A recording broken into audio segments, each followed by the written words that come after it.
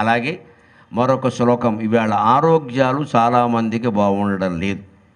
పెద్దవాళ్ళకైతే వేరే విషయం, 70 ఏళ్ళు దాటాక అనారోగ్యాలు సహజంగా ఉంటాయి. లేదు, ఇవాళ నన్ను మన్నిస్తే వింటున్న వార్తలు ఎంత దారుణంగా ఉన్నాయంటే 30 ఏళ్ల అబ్బాయిలకి అమ్మాయిలకి బ్రెయిన్ స్ట్రోక్ వస్తుంది. 30 ఏళ్ల వయస్సు.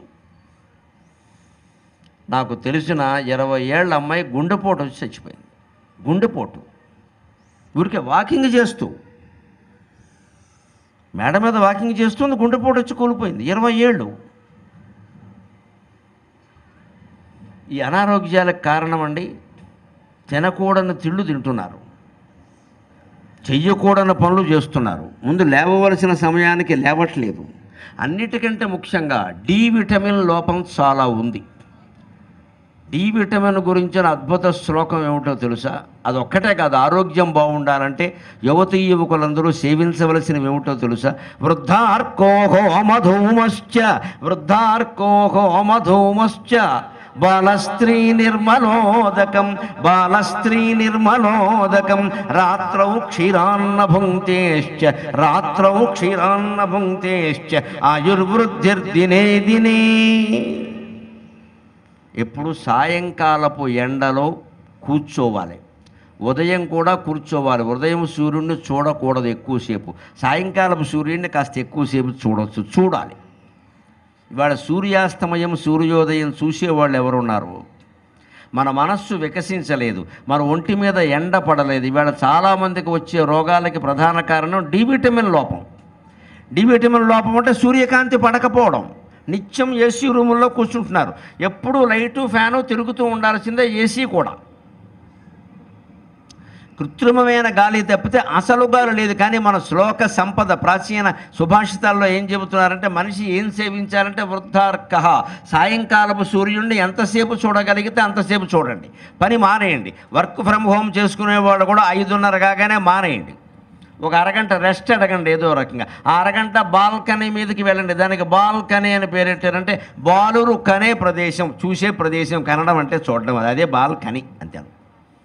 అక్కడ నిలబడి చూడ, అందరికీ వెళ్ళాలు అపార్ట్మెంట్లు బ్రహ్మాండంగా ఉన్నాక కదా మాకు బయట area, out area, out area అని పెట్టుకున్నారు కదా. అవుట్ ఏరియాలో మనం ఎప్పుడైనా వెళ్ళామా? ఎవడైనా ఇంటికి వస్తే చూపించడానికి తప్పితే మనం ఎప్పుడు వెళ్ళా. మాకు ఇంత సిట్ అవుట్ ఉందండి, మాకు అంత స్టాండ్ అవుట్ ఉందండి, ఎదవ గొప్పలు చెప్పడానికి అంత. ఇందులో ఎవరు కూర్చోరు. అది నిజంగా ఉపయోగించుకోవాలంటే సాయంత్రం చాలా ఖచ్చితంగా భార్య భర్త పిల్లలతో సహా ఆ బాల్కనీలోకి వెళ్ళి అస్తమిస్తున్న సూర్యుడిని చూడాలి. ఉదయిస్తున్న సూర్యుడిని ఎక్కువసేపు చూడకూడదు, ఆ కాంతి మంచిది కాదు. ఎందుకంటే ఆ సమయంలో సూర్యుడు చుట్టూ ఎర్రటి బ్యాక్టీరియా చాలా ఉంటుంది.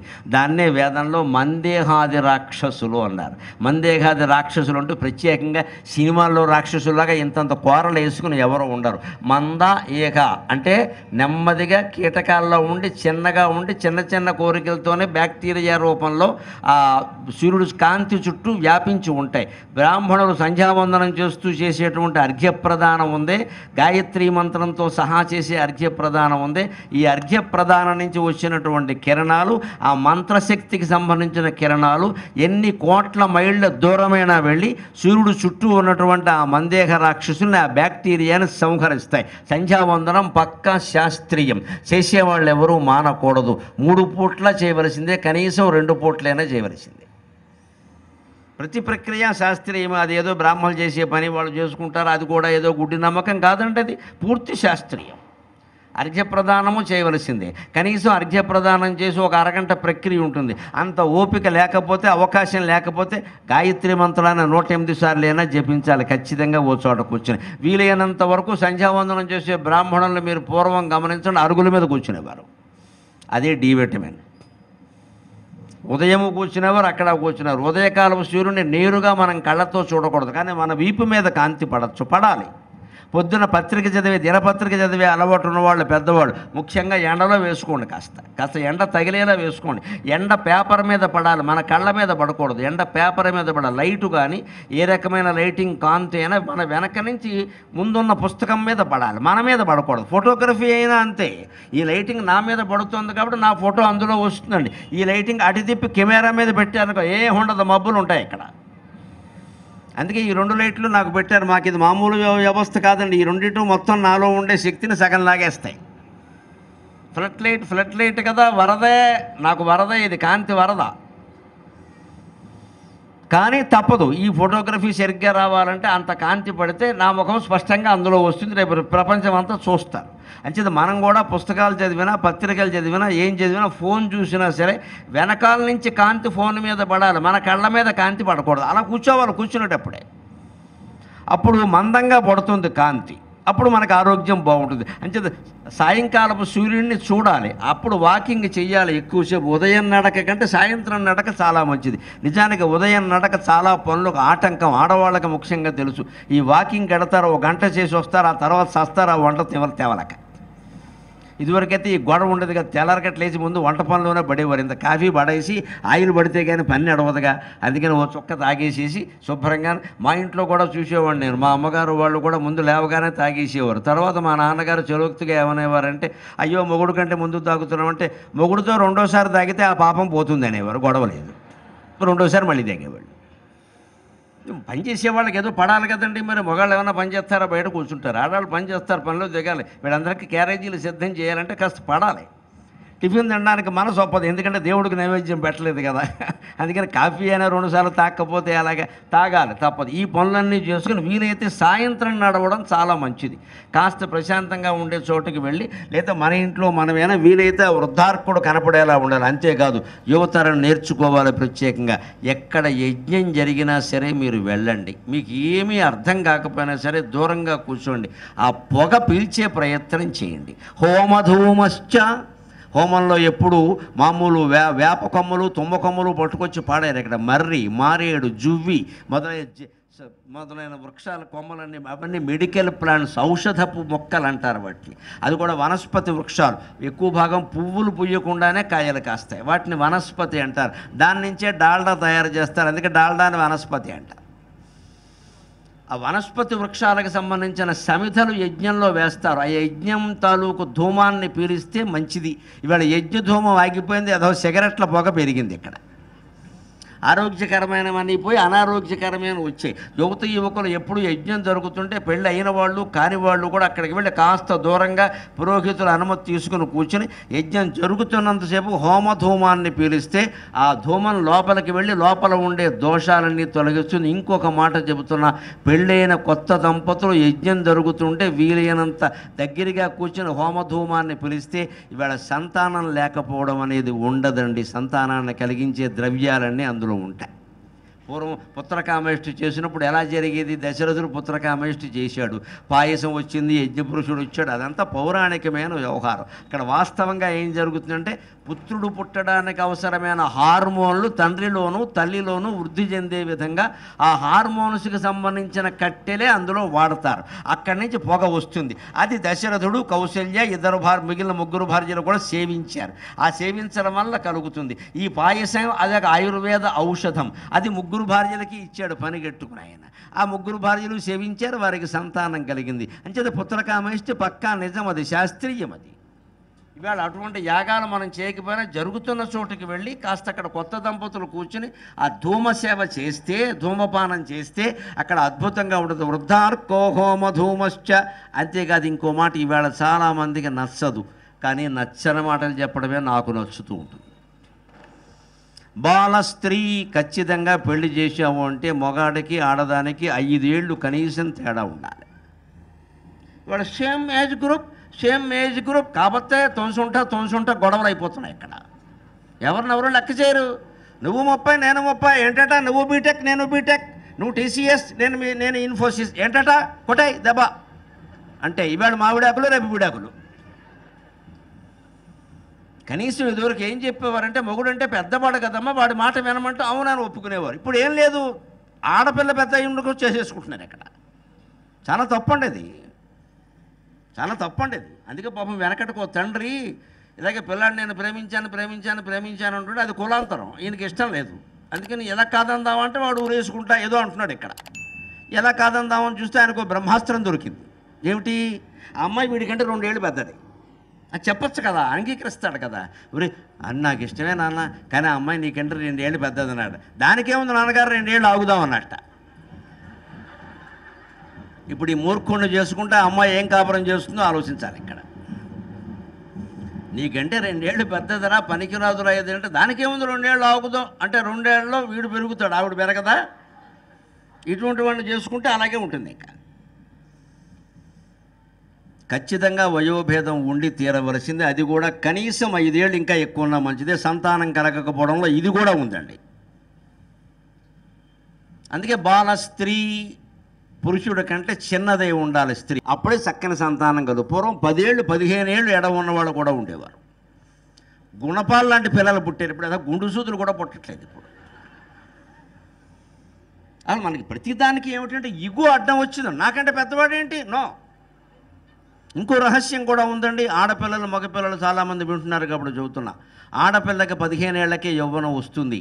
35 ఏళ్లకి శ్రీమద్ రమణ గోవిందో హరి ఉండదు. ఇంకా దానికి సిద్ధంగా ఉండాలి. నువ్వు ఏం పూసినా ఒకటే, ఏం రాసినా ఒకటే, డబ్బులు దండగా ఉండదు. అది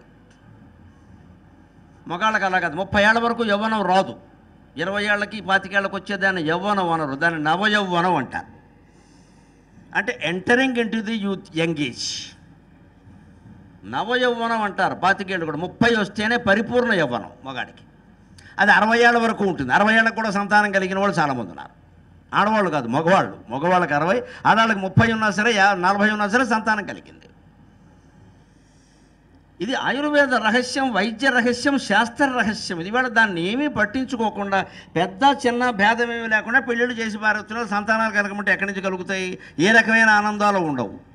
అంచేత అస్తమయ సూర్యుడిని సేవించు, హోమధూమాన్ని సేవించు, బాల స్త్రీ నీకంటే చిన్నదైనటువంటి అమ్మాయిని చేసుకో. నిర్మలోదకం. ఇవాళ నీళ్లు ఎలా ఉన్నాయో అందరికీ తెలుసు. అందరూ సీసా నీళ్ళే తాగుతూ ఉన్నాం. ఇంకెక్కడా నీళ్లు దొరకట్లా. అవేనా మంచివా అంటే అనేక రకాల అనుమానాలు ఉన్నాయి వాటిల్లో కూడా. నిర్మలమైన నీరు మాత్రమే సేవించాలి. ఇంట్లోనే ఏదో వడపోత యంత్రాలు ఆక్వా ఫ్రెషో, ఈక్వా ఫ్రెషో, ఆర్ఐఓయో, ఓఆర్ఐయో ఏదో ఒకటి పెట్టుకుని మొత్తం మీద మనమే తాపత్రయపడి, లేకపోతే అన్నిటికంటే గొప్ప ఉపాయం ఏమిటంటే ఏ నీళ్ళైనా కాచేస్తే బ్రహ్మాండంగా ఉంటాయి. కాచి వడపోస్తే అన్నీ బాగానే ఉంటాయి. కాచి వడపోస్తే ఏ నీళ్ళైనా పర్వాలేదు. కాచేసాం కాబట్టి అందులో బ్యాక్టీరియా అంతా చచ్చిపోతుంది. వడపోసాం కాబట్టి ఏమైనా రేణువులు ఉంటే, మట్టి రేణువులు ఉంటే బయటకు వచ్చేస్తాయి. అప్పుడు ఆ నీళ్లు తాగచ్చు హాయిగా. ఆ నీళ్లు బాగా తాగాలి. ఇవాళ యువతరం చాలామంది నీళ్లు తాగడం లేదు, కన్నీళ్ళే తాగుతున్నారు యథా ఉద్యోగాలన్నీ చేసి. నీళ్లు బాగా తాగాలి. 2 గంటలకోసారి 2 గ్లాసుల నీళ్లు తాగేయవలసిందే. మీరు చూస్తూ ఉండండి. 2 గంటల ప్రవచనం అయ్యేలాగా ఈ డబ్బా మొత్తం ఖాళీ అయిపోతుంది. ఇక్కడ మాట్లాడడానికి అవసరమని కాదు, ఉండాలంతే లెక్క. ఇంటి దగ్గరైనా అంతే. 2 గంటలకు ఒకసారి 2 గ్లాసుల నీళ్లు తాగవలసిందే. లెక్క పెట్టుకుని టైం ప్రకారం అలారం పెట్టుకుని అలా ఒక 5-6 నెలలు చేసామనుకోండి, తర్వాత ఇంకా అలారం అక్కర్లేదు, మనకు గుర్తొచ్చేస్తూ ఉంటాయి అన్ని విషయాలు. నీళ్లు బాగా తాగాలి. నీళ్లు తాగకపోవడం వల్లే అనేక రకాల రోగాలు వస్తున్నాయి. డీహైడ్రేషన్ కూడా వస్తుంది చాలామంది. బాల స్త్రీ నిర్మలోదకం. అంతేకాదు రాత్రం క్షీరాన్న భుంక్తేశ్చ ఆయుర్వృద్ధిర్దినే దినే. ఆయుర్దాయం బాగుండాలి, ఆరోగ్యం బాగుండాలంటే రాత్రి అన్నంలో పాలు పంచదార వేసుకుని తినాలి. మజ్జిగ, పెరుగు కాదు, మజ్జిగ పోసుకున్నా పర్వాలేదు, నీళ్ల మజ్జిగ. అంతకంటే పాలు పంచదార వేసుకుని ఆ పాల బువ్వ అంటారు దాన్ని, పాల బువ్వ అంటారు. ఆ పాల బువ్వ పిల్లలకి 5 ఏళ్ల వయస్సు నుంచి 20 ఏళ్ల వయస్సు వరకు తినిపిస్తే బ్రహ్మాండంగా ఉంటారన్న అనుమానం ఎలా. ఒక్కొక్కడు మహావీరుల్లో సైనికుల్లో ఉంటాడు, మగైనా ఆడైనా సరే. సంతానం కలగడానికి, ఆరోగ్యం బాగుండడానికి ఇటువంటి సూత్రాలు చాలా ఉన్నాయి. మరి ఆయుర్వృద్ధిర్ దినే దినే ఇవి గనక సేవిస్తే ఆయుర్దాయం పెరుగుతుంది. దానికి వ్యతిరేకంగా ఉంటే ఎలా ఉంటుంది? బాలార్కో ప్రేతధూమశ్చ, బాలార్కో ప్రేతధూమశ్చ వృద్ధ స్త్రీ పల్వలోదకం రాత్రౌ దధ్యన్న భుంక్తేశ్చ ఆయుక్షీణం దినే దినే. సరిగ్గా దానికి వ్యతిరేకం ఏమిటంటే బాలార్క. పొద్దుటిపూట ఎండలో ఎక్కువసేపు నిలబడకూడదు. శీతాకాలం మనకి ఎండ బాగుంటుంది, అందుకని ఎండలో నిలబడి కబుర్లు చెప్పుకుంటారు. 1/4 గంట 20 నిమిషాలు దాటకూడదు. అది మన ఆరోగ్యానికి మంచిది కాదు. అలాగే ప్రేతధూమశ్చ, శవం కాలుతూ ఉన్నప్పుడు వచ్చేటువంటి పొగ మన ఒంటి మీదకి మన ఇంటి మీదకి రాకూడదు. అందుకే శ్మశానం ఉన్న చోట ఇల్లు కట్టుకోవద్దు అని చెబుతారు. అంతకంటే ఏం లేదు ఇక్కడ. ఒకటి భయం, ఒకటి మానసిక భయం. రెండోది ఆ పొగ మన కిటికీ తీసామంటే అదే పొగ వస్తుంది. ఇక్కడ ఇంకో వచ్చేది ఏం లేదు. ఇక్కడ ఆ పొగ రావడం మంచిది కాదు, ప్రేతధూమం మంచిది కాదు. అందుకే మీరు గమనించండి, అంత్యక్రియలు జరిగేటప్పుడు శవానికి అక్కడ అంటించిన తర్వాత అక్కడ ఉన్న బంధువులు బాబు వెనక్కి తిరిగి చూడకుండా వెళ్ళిపోండి అంటారు. వెనక్కి తిరిగి మీరు వెనక్కి వెళ్ళిపోండి, మళ్ళీ వెనక్కి తిరిగి చూడకండి. మీకు అంతగా ఉండాలంటే దూరంగా వెళ్ళి ఉండండి, అయిపోయిందని మేము చెప్పాక వెళ్ళండి. ఎందుకంటే ముఖ్యంగా పెద్ద కొడుకు కపాల మోక్షం అయ్యే వరకు ఉండాలి. ఎందుకంటే అది అయితే ఇంకా మళ్ళీ ఏమి ఉండదని లెక్క. లేకపోతే మధ్యలో వచ్చి వీడి కపాల మోక్షం చేసేవాడు కూడా ఉంటాడు ఒక్కొక్కడు. ఇంత గట్టి ప్రాణాలు ఉంటాయి బాగా. అందుకని అది అయిపోయే వరకు ఉండమని చెబుతారు. అది అయిపోవడం ఎలాగంటే చెరువు గట్టి దగ్గర ఉండండి, మేము ఎక్కడి నుంచి బాబు అయిపోయింది అని అక్కడ ఉండే కాటి కాపరి అరుస్తాడు, అరవగానే వెళ్ళిపోతాడు. ఎందుకంటే ప్రేతధూమం వాళ్ళకి సోకకూడదు. ఇవాళ ప్రేతధూమం కంటే ఎక్కువ భయంకరమైనది సిగరెట్ల ధూమం. అది ఇవాళ మగవాళ్ళు లేదు. నమ శివాయ, వినాయకుడు మన్నించును కాక ఆడాళ్ళు కూడా మొదలెట్టేశారు. అంతా అభివృద్ధి చెందాం, గొడవలేదు. నువ్వు కలిస్తే నేను కాల్చకూడదా, నువ్వు తాగితే నేను దాక్కూడదా, నువ్వు తిరిగితే నేను తిరగకూడదా అంటే ఆడా మగ పోటీలు ఎక్కువ ఉంటే చెడ్డలో ఉన్నాయి, మంచిలో లేవండి. నువ్వు ఇంత బాగా చదువుకున్నావు, నేను చదవద్దా, నువ్వు ఇంత ఆరోగ్యంగా ఉన్నావు, నేను ఉండొద్దా, నువ్వు ఇంత మంచివాళ్ళలో ఉన్నావు, నేను ఉండొద్దా అని పోటీ పడితే పర్వాలేదు. చెడ్డ విషయాల్లోనే పోటీ వస్తుంది. ఇక్కడ డ్రంక్ అండ్ డ్రైవ్లో మగాళ్ళు ఎంతమంది దొరుకుతున్నారు, ఆడాళ్ళు అంతమంది దొరుకుతున్నారు. ఇక్కడ అందరూ రికమెండేషన్ చేశారు, మా నాన్న ఎవరో తెలుసా, ఇదే మాట ముందు పట్టుకుంటే. ఇక పోలీసులు ఏమి సరి చేస్తారండి వ్యవస్థని? మనమే నేర్పాలి పిల్లలకి. తాగుతున్నారు, దుర్వ్యసనాలు ఉన్నాయంటే ఇంట్లోకి రావద్దని చెప్పగలగాల తల్లి తండ్రి కూడా. బతుకు ఎక్కడ బతుకుతావో 3 రోజులు హైదరాబాద్లో కాఫీ కొట్టల్లో కప్పులు కడుక్కుంటే తెలిసి వస్తుంది తల్లి తండ్రి విలువేంటో. ఇక్కడ మన వాళ్ళు మనకి తప్పుతారా అని లోపలికి రానించి శుభ్రంగా సీసాలు తాగుతున్నా సరే ఈ రోజుల్లో మామూలే, ఈ రోజుల్లో మామూలే. ఏడు మామూలమ్మా, దుర్వ్యసన మామూలా? బాగా దిగజారుడుగా వ్యవహరిస్తున్నాం అన్నది కూడా లూజ్నెస్ అంటామే. ఆ వదులు ఎక్కువైపోయిందండి పెళ్లి సంబంధాల విషయంలో. ఆ మామూలే, అది మామూలే, ఇది మామూలే, అన్నీ మామూలే అంటే తర్వాత వ్యసనాలు కూడా మామూలే, వ్యాధులు కూడా మామూలే. తాగేవాడికి పిల్లని ఎలా ఇస్తామంటే ఖచ్చితంగా ఇవ్వం. జీవితాంతం బ్రహ్మచారిగా ఉంటుంది, నష్టమేం లేదు. ఇక్కడ ఈ ఏడవాళ్ళ వాడితో ఇక్కడ మొత్తం ఆస్తులన్నీ కరిగించేస్తాడు. ఇక్కడ పైగా తాగుతున్నారు ఇవాళ డ్రగ్స్, మత్తు మందులు ప్రవేశించాయి. ఇక ఈ కిక్కు సరిపోదండి. ఎందుకంటే ఈ తాగిన కొద్దీ అలా ఇది సరిపోతుంది, పెంచేస్తాడు. కూతురు బతుకు నాశనం అయిపోయింది ఇక్కడ. ఇక మళ్ళీ ఆ బాధలు తట్టుకోలేక ఈవిడ మొదలెడుతుంది నమ శివాయ. ఎందుకంటే ఈ బాధ పడలేక. వీటి నుంచి దూరంగా ఉండకపోతే ఆరోగ్యాలు ఎలా ఉంటాయండి? బాలార్కో ప్రేత ధూమశ్చ వృద్ధ స్త్రీ, తనకంటే పెద్ద స్త్రీని పెళ్లి చేసుకుంటే కూడా ఆయుర్దాయం క్షీణించిపోతుంది, అనుమానం వెళ్ళలేదు. పలవలోదకం, ఆ గుంటలో నీళ్లు, ఈ గుంటలో నీళ్లు, ఎక్కడవో నీళ్లు, హోటల్లో ఇచ్చే నీళ్లు నమ్మకంగా చెప్పలేము మనం. ఖచ్చితంగా అడిగి తెలుసుకుని పరిశీలించుకుని తాగాలి. అలాగే రాత్రము దధ్యన్న భుంక్తేశ్చ, ఇవాళ హోటళ్ళకి వెళ్ళి ఏం తింటున్నారో గమనించండి. జున్ను ఆర్డర్ ఇస్తాడు, పన్నీర్, పాలక్ పన్నీర్, పాలక్ కన్నీర్, ఇవే కూరలు. ఇక్కడ పన్నీర్ ఎలా తయారు చేస్తున్నారండి? కావాలని పాలను విరగ్గొట్టి తయారు చేస్తున్నారు. అనుమానం ఏదైనా ఉందా? ఇంతంత బిళ్ళలు ఉంటాయి అందులో, అవేమిటో నాకు ఎప్పటికీ అర్థం కాదు. పాలక్ పన్నీర్ అదో కూర మొదలెట్టారు. దానంత రోగభూయిష్టమైన కూర ఇంకోటి లేదు.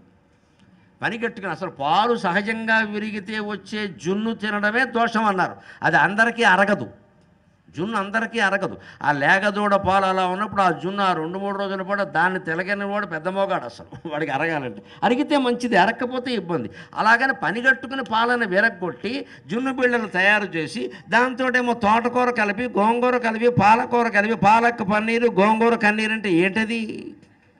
ఇదే మనం చపాతీల్లో తినే కూర. మిగిలిన పప్పు లేదా, ముద్దపప్పు లేదా, కలగూర పప్పు లేదా, దోసకాయ పప్పు లేదా, తోటకూర పప్పు లేదా, ఎన్ని లేవండి చపాతీలకు కానీ పూరీలకు కానీ. పప్పు కూర ఎంత బాగుంటుంది, ఇది ఎవరికీ నచ్చదు. అవన్నీ వేస్తాడు, అవి పిండి కొట్టా. పైగా అది ఎప్పుడు చేసాడో తెలియదు, ఎంతకాలం ఫ్రిడ్జ్లో ఉందో తెలియదు, అవి తింటున్నారు ఇక్కడ. అవన్నీ తినడం దోషమని పూర్వమే చెప్పారు ఖచ్చితంగా. రాత్రవు దధ్యన్న భుంక్తేశ్చ, రాత్రి పెరుగు ముట్టుకోకూడదు అసలు ఎట్టి పరిస్థితుల్లో. పల్చటి నీళ్ల మజ్జిగ లేదా పాలు పంచదార వేసుకుని తింటే మరీ మంచిది ఆరోగ్యానికి. ఆయుక్షీణం దినే దినే. ఇది సరే, ఇది కేవలం ఆరోగ్యానికి సంబంధించిన విషయం.